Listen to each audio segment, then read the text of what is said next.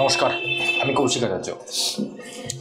আজকে যে উপায়গুলি বলবো সেগুলো আপনাকে মাত্র 15টি দিন করতে হবে। 15টি দিন, এই 15 দিন করলে আপনি বুঝতে পারবেন, আপনি নিজেই বুঝতে পারবেন আপনার জীবনে খুব ভালো ফল আসছে।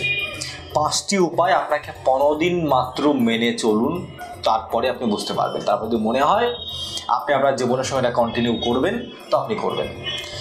এই 5টি উপায় আপনি 15 দিন করলে আপনার জীবনে ভালো ফল আসতে শুরু করবে। কি করতে হবে না, প্রতিদিন সকালবেলা 1 নম্বর 1 পয়েন্ট, প্রতিদিন সকালবেলা ঘুম থেকে ওঠার পরে আপনি ধরিত্রী মাতাকে আপনি প্রণাম করুন।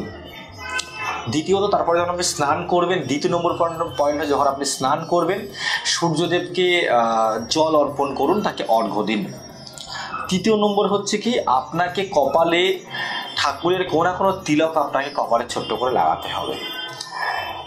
4 নম্বর হচ্ছে কি, ডেলি অন্তত গাই মাতাকে আপনি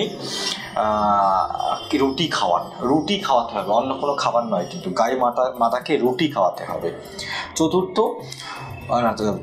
গেল গাই মাতা। 5ম হচ্ছে, আপনার বাড়ির পাশাপাশি কোনো কালী মন্দির থাকলে সেই কালী মন্দিরে গিয়ে আপনি জবা ফুল বা লাল রঙের ফুল অর্পণ করুন।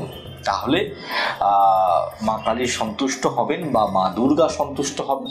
কালী কিংবা দুর্গা মন্দিরে গিয়ে এটাকে করলে কিন্তু এই যে 5খানা উপায় আমি বললাম, এই 5খানা উপায় মাত্র 15টা দিন, 5খানা উপায় মাত্র 15 দিন করবেন, করে আপনি নিজে বুঝতে পারবেন আপনার জীবনে কিন্তু অনেক ভালো ফল আসছে।